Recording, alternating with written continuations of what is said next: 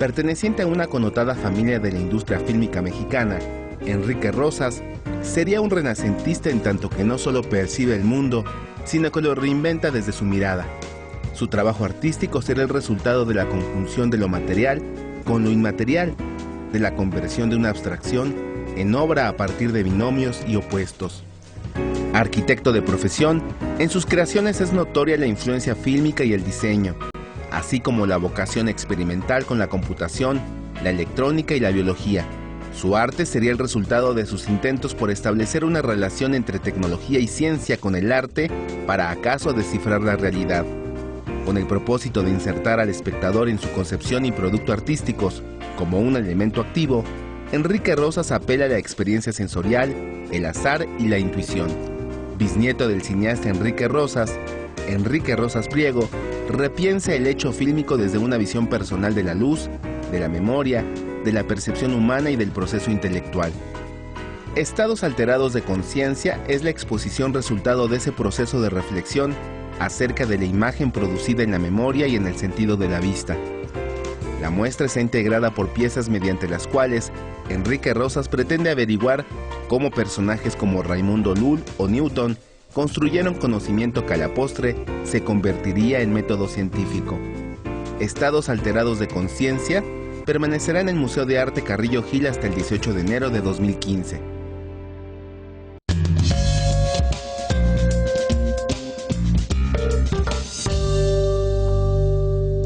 Estados alterados de conciencia. La expresión tiene un tufillo sesentero, suena un poco a Timothy Leary, suena un poco a Aldous Huxley, suena un poco a esta película ya setentera, que no es, no, ya ochentera, si no me equivoco, que no es si vieron una película de Ken Russell que a mí me gusta mucho, con un guión de Paddy Chayefsky. Creo que casi se matan Paddy Chayefsky y Ken Russell durante la filmación. Digo, los dos eran un poco proclives a los estados alterados de conciencia, inducidos o no, en donde William Hurt se metía en un tanque de inmersión justamente para sufrir privación de los sentidos y producirse él también momentos regresivos y por tanto estados alterados de conciencia. Y bueno, siempre que decimos estados alterados de conciencia, pensamos en drogas psicotrópicas y pensamos en sustancias ilegales o pensamos, bueno, pues en el caso más fresa, digamos, ya en el alcohol.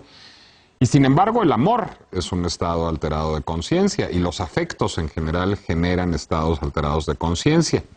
Y a veces el arte también puede generar estados alterados de conciencia, puede generar alteraciones en la conciencia a través de todas las herramientas perceptuales que tiene el arte para provocarnos, para seducirnos, para generarnos estados de ánimo, estados del alma, o a lo mejor quienes se dedican al neurofeedback los definirían de otra manera, pues digamos distintos a los habituales, para no ahondar demasiado. Bueno, pues hay una exposición y una espléndida exposición de arte, y lo voy a dejar así de amplio porque es una exposición como de cine, como de arte digital, como de arquitectura, como de dibujo, pero verdaderamente notabilísima, que está hasta el 15 de enero en el Museo de Arte Carrillo Gil. Yo tuve la oportunidad de hacer una transmisión para Miércoles de Museo de Primero Noticias, aquí en Televisa, de esa exposición. Tuve la oportunidad de someterme a un dispositivo que induce estados alterados de conciencia y sí quedé un poco lampareado después de la experiencia y me generó un estado de ánimo particular. El dispositivo no estaba al 100, no estaba completamente completo, para decirlo con toda redundancia, entonces no me pudo inducir del todo un estado alterado de conciencia, pero no me hubiera sorprendido que, digamos, si hubiera estado completo lo hubiera hecho, mi querido Julio. Claro, y fíjate que deberíamos irlo a intentar, porque además tienes como una especie de justificación estética, ¿no? Para hacerlo por para una mí vez. Es la única, porque yo no soy muy fan de los estados alterados de conciencia, ni los inducidos externamente, ni los que me induzco yo solito, que son los que me ponen más punk. Sí, bueno, esos siempre son los peores, ¿no? De hecho, unos solemos usarlos para contrarrestar los otros, ¿no? Pero bueno, eso ya estamos... Yo prefiero no tener ninguno. Ya estamos en otro tipo de temas, sí. Y habrá que añadir que además... frecuentando la exposición, los terrenos de la ciencia y de la tecnología, como bien acabas de dejar caer. En efecto, tiene algo como de lectura o exploración sesentera. Pensé también en las novelas de Philip K. Dick, por ejemplo, ¿no? Así como de reminiscencias de ciencia ficción. No me extraña, conociendo al perpetrador de la exposición. Al que tú conoces hace muchísimos años y yo no lo sabía. Muchísimos años, aunque había a Enrique Rosas perdido lo de vista, lo conozco por mi hermana. Yo sabía que andaba en los terrenos de la arquitectura, por ejemplo. Es y además, arquitecto de formación. Es arquitecto de formación. Trabajó, por ejemplo, con Kalach en la Biblioteca Vasconcelos. Aunque es de una familia de cine. Junto a ese Rosas habrá que ver en su árbol genealógico un priego que les explicará muchas cosas. Entonces tú agarras ese cóctel, o esa mezcla de ingredientes, los pones en una coctelera, añades las siempre nocivas influencias. ¿Por qué estás pensando tanto en cócteles últimamente, Julio Patán? Pues porque he tenido por varias razones, porque hice un libro sobre cócteles. ¿Cómo se llama? Que se llama Cócteles con Historia. ¿Y cuándo vas a venir a hablar de la final de partida como invitado, ausentándote? Tú me tienes que invitar. Estás invitado a venir. Muchas gracias. En enero, Claudia Marina Hernández, Julio Patán no va a venir al programa de conductor, va a venir de invitado a hablar de Cócteles con Historia. Ahora, aparte de eso, porque estuvimos... Está editado por Planeta, llévelo, Así compre. Por favor, que las regalías. Muchas gracias, querido Nicolás, por la publicidad. No, muy merecida. Oye, y además de eso, pues porque ya estamos a fin de año, ¿no? Y los fines de año empiezan a aparecer cócteles en mayor cantidad de la necesaria. Los cócteles también inducen estados alterados de conciencia. Por supuesto que los inducen, ¿no? Sobre todo en ciertas dosis. Ahora, los de Enrique Rosas son mucho más sanos, ¿no? A pesar de que en esa mezcla está incluso mi peligroso amigo Nayef Yeya. Fíjate, otro ingrediente que vamos a poner aquí.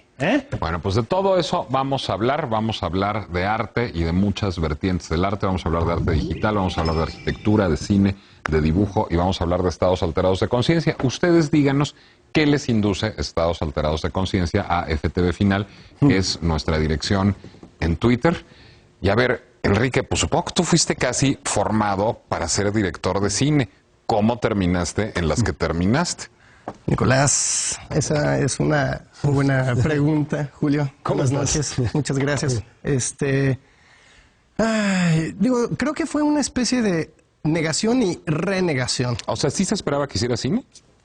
Sí, lo que pasa es que, mi bisabuelo fue pionero del cine mexicano. Él hizo la primera película del cine mexicano. La banda del automóvil gris. Exactamente. Que forma parte de estados alterados de conciencia. Así es, La Cámara. Ajá. Y un fragmentito de la película. Un fragmentito muy particular de la película. Sí, muy particular. Y bueno, también está mi abuelo, o sea, su hijo, Enrique Rosas, tenía los Laboratorios Cinematográficos México, donde procesaron la primera película a color en América Latina, pero con tecnología propia. Es decir, tenía una productora, pero además aportaban no nada más en lo técnico, sino en lo lírico. Y mi padre, fue pionero ahí de un cine un poco de un tono particular, que incluía al increíble profesor Sobek, a Tintán, al enano Tuntún y a Blue Demon, por ejemplo, ¿no? Entonces había como un rollo de ciencia ficción y de... una tradición en donde pues mi papá ya tenía decidido que yo iba a estudiar cine en UCLA y demás, en California, y pues dadas ciertas circunstancias, pues yo decidí buscar mi propio camino, mi propia voz, ¿no? Y siempre como que veía algo de transformación de la realidad en el cine, pero lo que más me inquietaba era transformar la realidad, la materia. Bueno, y agarraste y hiciste una cosa francamente muy rara, ¿no? Que es revelarte ante una familia que quería que estudiaras cine para estudiar arquitectura. Así hiciste un poco el camino inverso al ortodoxo, digamos. Así es. Pero tú básicamente has trabajado como arquitecto, en principio. Un buen rato en tu vida, Un buen rato. O sea, he trabajado... Yo nunca me visualicé como arquitecto de despacho. Nunca. Así, pero... ¿Querías ser artista? ¿Por eso estudiaste arquitectura? Sí. Sí, o sea, de hecho, tengo un problema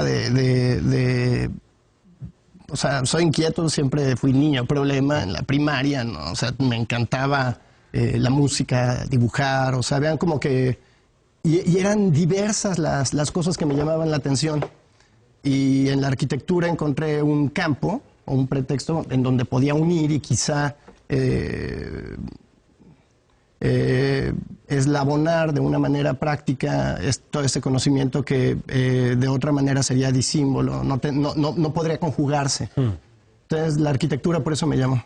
Ahora, Estados Alterados de Conciencia incluye, digamos, parte de ese pedigrí cinematográfico e incluye parte de esa visión arquitectónica del mundo. De hecho, hay proyectos arquitectónicos tuyos que forman parte de Estados Alterados de Conciencia. Así es. Bueno, pero incluye muchas otras cosas. Incluye un interés, digamos, señalado por la ciencia, por la tecnología y por fenómenos neurofisiológicos difícilmente clasificables, diría yo. Efectivamente. Bueno, ¿cómo partiste del cine y de la arquitectura a este cóctel que los incorpora? Es decir, tú no dejas atrás tu historia familiar ni dejas atrás tu formación para hacer otra cosa, que digamos es como el camino habitual, o que me voy a rebelar contra mi familia. En mi familia todos son ingenieros, entonces yo voy a ser chef. Ese camino es, digamos, más o menos habitual, es el segundo más habitual. Pero tú incorporas y te aventuras por otros derroteros. ¿Cómo se va dando ese proceso y cuántos años de ese proceso documenta Estados Alterados de Conciencia? Bastantes, hasta donde sé. Bueno, hay una cosa, hay un ingrediente muy importante que no mencioné, que también tiene que ver con mi familia, y son tanto mi abuelo, mi otro abuelo, del lado materno, quien fuera Servando González, también director de cine. Él hizo una película llamada Yanko, y digamos con mi abuelo elaboré una relación que fue más una amistad que una relación abuelo-nieto, digamos, así es. Paternal, si la queremos llamar así. Sí. Bueno, Yanko es en gran medida una película sobre la percepción. Además, yo no sabía que Servando González era tu otro abuelo, digamos. Sí, bueno, y comienza con una imagen muy bonita de un niño que está, o sea, quien es el protagonista. Bueno, suenan unas campanadas, y estas campanadas propagan ondas en un charco de agua, ¿no? Esa imagen como de explicar lo que está pasando en la emoción del niño, comenzando la película, Yanko. Yanko vive como en un estado alterado de conciencia porque tiene una percepción sonora exacerbada. Así es. Entonces, ahora sí ya empecé a entender de dónde viene todo. Y mi abuelo, Servando, con quien sostuve muchas conversaciones, y varias de ellas en cantinas, ¿no? O sea, nos íbamos a chelear. Y y me decía, él decía, a mí me decía pirata. Me decía, pirata, a mí que me sirvan una cerveza, una nada más, pero en florero, ¿no? Entonces, y pues bueno, elaborábamos estas conversaciones, que de verdad abrían como que el espectro no nada más del cine. Él hablaba de la vida y decía que el cine era la vida. Y cuando, o sea, entrando a un García Riera decía que era mejor que la vida. Era mejor que la vida. Pero hay un fenómeno asociado también con el cine y la percepción, que tiene que ver con la luz y las pulsaciones y, digamos, la experiencia cinematográfica con la persistencia de la imagen en la retina. Exactamente. 24 cuadros por segundo en el cine, 30 cuadros por segundo en el caso de la televisión. Y bueno, hay como distintas fronteras, ¿no? Pero esta pulsación, esta vibración, ¿no? Como que me hizo interesarme en el terreno de la física y de las vibraciones, o sea, la comunicación de ideas, ¿no? O sea, como lograr comprender, tener una comprensión visionaria, pero un lenguaje no verbal. Este cuento de Borges, de la Biblioteca de Babel, ¿no? En donde creo que habrá sido el primero o segundo año de la Facultad de Arquitectura, hicimos un ejercicio para interpretar arquitectónicamente el cuento de Borges. Y digo, ahí la verdad me quedé pegado, y pensando en este lenguaje no verbal, empecé a explorar pulsos y frecuencias ligado al cine y como una comunicación dirigida al cerebro. Podríamos decir entonces, porque hay exposiciones de muchos tipos, ¿no? Hay exposiciones que incluso son como parte de un trabajo en proceso y etcétera. ¿Tú dirías que esta es una especie de conclusión de un periodo de tu vida? ¿Es una conjugación de muchas cosas con las que has estado jugando? ¿Hacia dónde te manda entonces? Mira, es muy interesante esto que dices, porque efectivamente, o sea, curiosamente las piezas que están escogidas para esta exposición son 5 nodos, por así llamarlos. Tienen pues como un carácter vestigial, son como vestigios, o sea, estaban guardadas, o sea, son objetos que no tenían el propósito realmente de pertenecer a un museo, ni mucho menos. O sea, son cosas son exploraciones, ¿no? O sea, que ellas, las curadoras, denominarían como máquinas, pero en realidad para mí fueron vehículos de exploración de las cosas que me inquietaban. Tú no concebiste Estados Alterados de Conciencia como un proyecto, digamos, orgánico y unívoco. Son piezas de distintos momentos de tu vida. Sí, bueno, pero es orgánico y unívoco en el sentido de que se eslabonan, es como una la resignificación. Inquietud. Exacto, no, pero se van eslabonando, es como una sola inquietud que toma distintos caminos y rostros, ¿no? Eso es lo que podría decir al respecto. Entonces, es el fenómeno de la luz, la vibración, la memoria y la percepción. Pero a mí me asombra mucho que digas que es, digamos, conclusivo. Entiendo lo que dices de que es vestigial, pero a mí me pareció todo menos conclusivo Estados Alterados de Conciencia, y eso es lo que me gustó mucho. A ver, empecemos por... Cuando uno llega al Museo de Arte Carrillo Gil y empieza a recorrer la exposición, con lo primero que se topa es con una máquina de apariencia absolutamente fascinante y vagamente peligrosa, que si Enrique no está ahí para explicarle a uno qué es, uno se puede quedar fascinado, admirando. Digo, es que ahí me tocó verla con Enrique, lo que es buenísimo y malísimo. Y yo suelo detestar que alguien me haga una visita y haga una exposición, y suelo detestarlo triplemente cuando es el artista. Lo que pasa es que Enrique es tan buen conversador que terminé, digamos, muy seducido por todo el proyecto de que me hiciera el recorrido. Y muy seducido por la explicación que me hizo Enrique. Porque esa máquina es una máquina que tiene una función, que es capaz de realizarla, pero que arriesga su destrucción en caso de realizarla. O sea, igualito que tú. Exactamente, igual que todos nosotros, además. Pues sí. Sí, igualito que la vida. Cuéntanos un poco de esa máquina. Bueno, esta máquina o modelo del universo, o sea... comienza teniendo unas proporciones asociadas a la longitud de mi cuerpo, ¿no? Es una máquina antropométrica, pero que se disuelve o que despliega la experiencia de la realidad en tres expresiones distintas. O sea, la luz como un pulso eléctrico, la luz como imagen, o sea, y la luz como materia transformada. En el caso de la electricidad, o sea, son estos fenatiquiscopios, es una máquina electrostática de Wimshurst.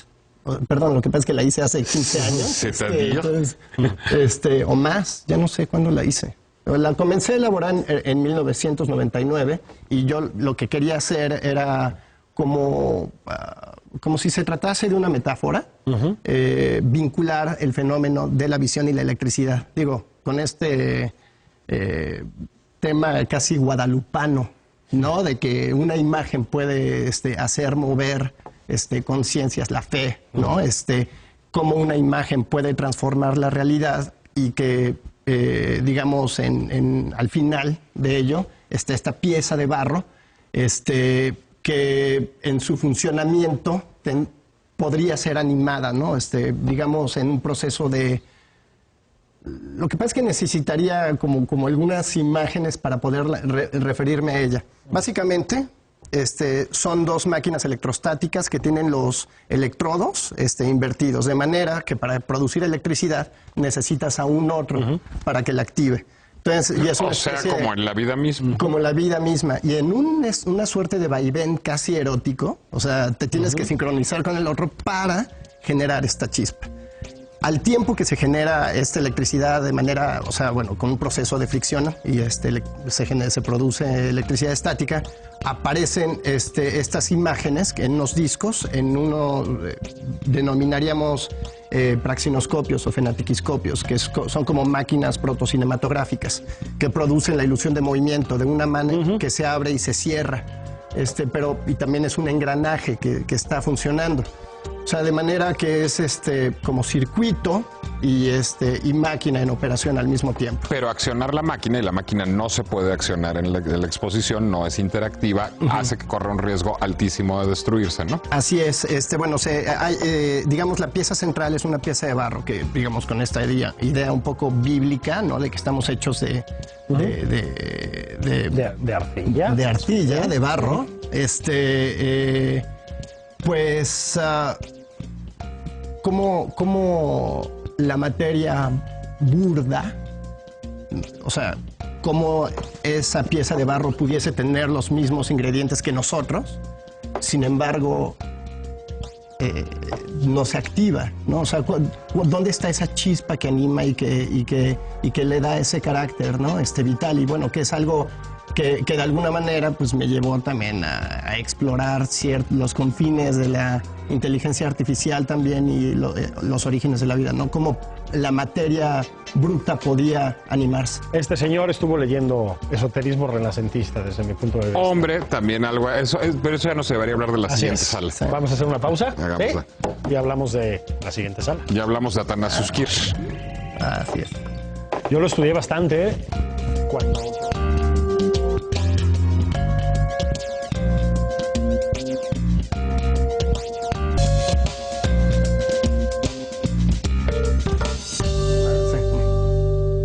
¿Qué les induce a ustedes estados alterados de conciencia? Díganos eso a FTV Final. A nosotros, por lo visto, conversar con Enrique Rosas porque nos quedan 4 minutos de programa. No. Y yo sí, 4. Y yo quisiera que en 4 minutos nos cuentes del último dispositivo de la exposición, del dispositivo, digamos, sí, ese sí, francamente interactivo y que a mí casi me induce a un estado alterado de conciencia. Ay, bueno, esta pieza se llama Mistizaje. Mistizaje... digamos, la produje para el año 2005, que fue México el país invitado para la Feria de Arte Contemporáneo en Madrid, en España. Narco. Ajá, exactamente. Y, bueno, digamos, México en aquel momento fue el país invitado. Y, pues, en esta convección, ¿no? Conquistador, conquistado. Y yo que sé, me propuse esta pieza que es un juego de palabras que juega, o sea, es místico y mestizaje, ¿no? Entonces, tomo 2 vertientes místicas, 2 maneras de comprender el universo que generalmente comprendemos como antagónicas, ¿no? Españoles y aztecas. Y generalmente los mexicanos tenemos este hábito de negar de una o de ambas de estas partes. Generalmente de negar la española, en español. Sí. O bueno, pero hay quienes, yo conozco a quienes niegan su parte indígena, ¿no? Entonces, tomo la vertiente de los españoles, que inspirado en Raimundo Lulio, Juan de la Herrera construye el Escorial. Por ejemplo, la historia del Escorial, que está en las afueras de Madrid, en donde hace el diseño de un cubo, y en esta proyección, digamos, es un sistema combinatorial con 3 ejes, que digo, muchos lo mencionan, pero nadie sabe cómo funciona. El arte magna de Raimundo Lulio es, en este caso, son el vile, que es el principio vil, el tivo, que es el principio activo, o el ideal al que hay que moverse, y el are, digamos, es una diferencia aritmética entre los dos. O sea, digamos que es el mapa, el territorio, y cómo uno se suma o sea, cómo uno tendría que distar a menos. O sea, el instante en el que la distancia equivale a 0, el mapa se convierte en el territorio. Entonces, esta es una montea, digamos, antes de Descartes, o sea, Juan de la Herrera propone un plano cartesiano que en arquitectura y en geometría es, digamos, el recurso con el que se expresan las formas geométricas en un espacio, o sea, las formas, todas las formas en un espacio, dinámicas o estáticas. Y lo que decía Raimundo Lulio o Juan de la Herrera es que en un solo, que en esta sola experiencia, más bien, en este espacio podía, a través de estas combinaciones, generarse cualquier cosa existente en el universo, ¿no?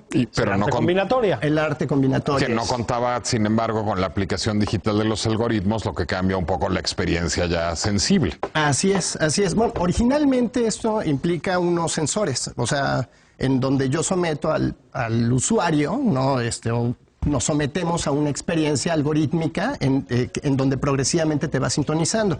Esto generalmente tiene unos sensores dermogalvánicos en el córtex visual, y vas midiendo el algoritmo al que estás sometido o al que estás expuesto, más que sometido, suena muy feo eso, y el usuario progresivamente se va sintonizando hasta llegar a 0. Es más... Con lo que él mismo va generando. Con lo que tú mismo vas generando, porque es un proceso no nada más de inducción, sino de feedback. Pero además aislado auditivamente. Así es. O sea, son el input para cada hemisferio del cerebro son los 2 ojos hemisferio izquierdo a través del ojo derecho y hemisferio derecho a través del ojo izquierdo. Y hay estos pulsos de luz progresivamente van sintonizando.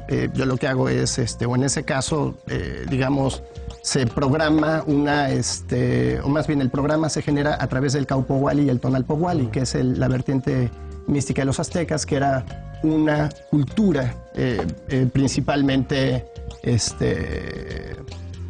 agrícola, que observaba los astros con semejante precisión. Bueno, herencia de los mayas es el calendario azteca, ¿no? Ese mismo espíritu, y es una ciencia que está basada en el ritmo. Entonces estos pulsos son como provistos por el Caupohualli, que hace la diferencia entre el tiempo de los seres y el tiempo de la naturaleza. Entonces, digamos, existe como el tonal en Nahual, y bueno, es que, digamos, es un choro mareadorcísimo que sí podría llevar unos 3 programas más, y la experiencia. Y casi me mandas al Nicolás a un contacto directo con la divinidad, digamos. A un rato. Pero yo ahora les tengo que mandar un contacto directo con el corte comercial, señores, y con el final del programa. Pero vayan al Museo de Arte Carrillo Gil a ver Estados Alterados de Conciencia. Está hasta el 15 de enero. Enrique Rosas, muchas felicidades y qué gusto, de veras. Gracias.